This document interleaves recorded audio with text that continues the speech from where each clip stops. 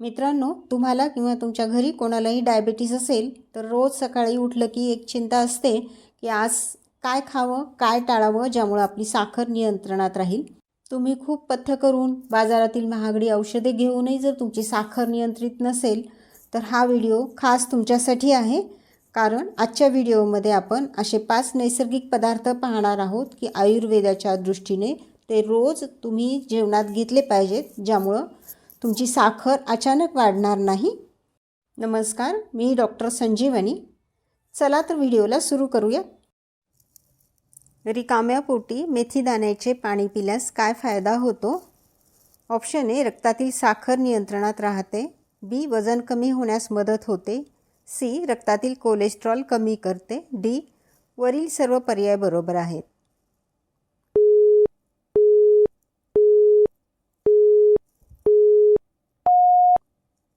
बरोबर उत्तर आहे वरील सर्व पर्याय बरोबर आहेत। मित्रांनो, आपल्या स्वयंपाकघरात असलेले मेथी दाणे याच्यामध्ये गॅलेक्टोमाइन नावाचं विरघळणारं फायबर असतं आणि हे फायबर आपल्या पोटात गेल्यावर एक जाड जेल तयार करतं।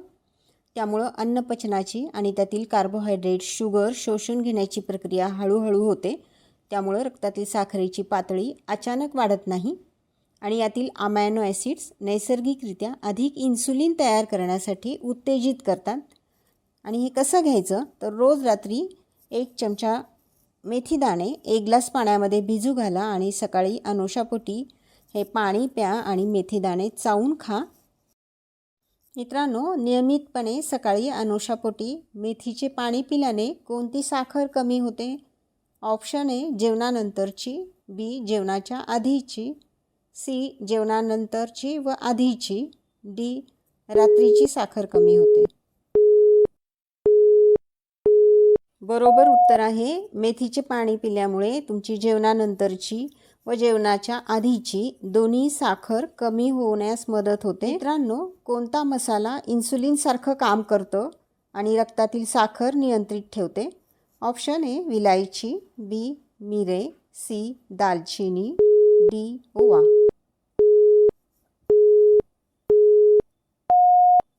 बरोबर उत्तर आहे ऑप्शन सी, दालचिनी। मित्रांनो, दालचिनीमधील पॉलिफिनॉल्स नावाचे घटक शरीरातील पेशींना इन्सुलिनसाठी अधिक संवेदनशील बनवतात आणि यामुळे शरीरातील इन्सुलिन साखरेला पेशींपर्यंत पोहोचवण्याचं काम अधिक प्रभावीपणे करतं। तसेच दालचिनी जर खाल्ली तर आपल्या अन्नाचं पचन आणि साखरेचं शोषण संथ होतं। त्यामुळे जेवणानंतर रक्तातील साखरेत अचानक होणारी वाढ नियंत्रित राहते। मित्रांनो, बाजारामध्ये 2 प्रकारच्या दालचिनी मिळतात। त्यापैकी सिलोन दालचिनी ही अतिशय पातळ, कागदाप्रमाणे आणि सहज तुटणारी आणि थोडीशी गोड चवीची आणि हलका सुगंध असलेली असते आणि अशीच दालचिनी वापरायची। आणि जास्त वास असलेली गडद रंगाची कडक असते, ती लवकर तुटत नाही आणि त्याची चव थोडीशी तिखट कडवट असते। अशा दालचिनीमध्ये कोमारीन नावाचा घटक असतो जो आपल्या यकृतासाठी हानिकारक असतो। तर अशी दालचिनी वापरू नका। आणि दालचिनी एकदाच जास्त प्रमाणात वापरायची नाही तर दिवसभरात थोडी थोडी दह्यामध्ये, स्मूदीमध्ये किंवा कोमट पाण्यामध्ये चिमूटभर टाकून घ्यायची।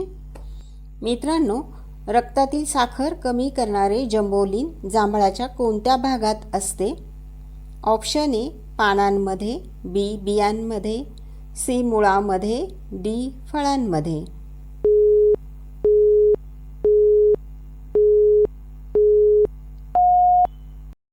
जास्त प्रमाणामध्ये जंबोलिन हे बियांमध्ये असते जे रक्तातील साखर कमी करायला मदत करते।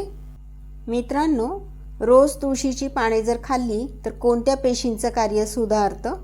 ऑप्शन ए, मेंदूच्या पेशी। बी, स्वादुपिंडाच्या बीटा पेशी। सी, रक्तातील तांबड्या पेशी। डी, त्वचेच्या पेशी।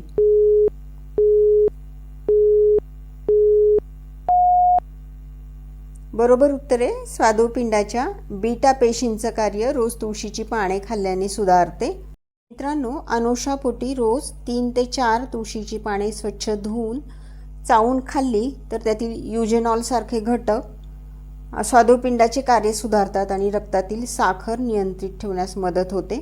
याशिवाय तुळशीमधील शक्तिशाली अँटीऑक्सिडंट्स ऑक्सिडेटिव्ह स्ट्रेस कमी करतात आणि मधुमेहाचा इतर अवयवांवर जसं की किडनी, डोळे यांच्यावर जो दुष्परिणाम होतो किंवा त्या अवयवांचं जे नुकसान होतं ते यामुळे टाळता येतं.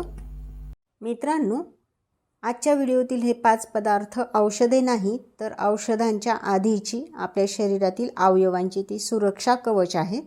एक लक्षात घ्या, प्रत्येकाची प्रकृती ही वेगवेगळी असते आणि तुम्हाला जर मधुमेहाची औषधे सुरू असतील तर हे पदार्थ नियमित घेण्याच्या आधी डॉक्टरांचा सल्ला अवश्य घ्या. तर आजचा व्हिडिओ तुम्हाला कसा वाटला कमेंट करा. आणि मित्रांनो, तुम्हाला जर आयुर्वेद आणि आरोग्याविषयी विविध व्हिडिओ पाहायचे असतील तर प्लीज आयुर्वेद चॅनलला सबस्क्राईब करा आणि मधुमेह असणाऱ्या तुमच्या नातेवाईकांना आणि मित्रांना हा व्हिडिओ शेअर करा. धन्यवाद.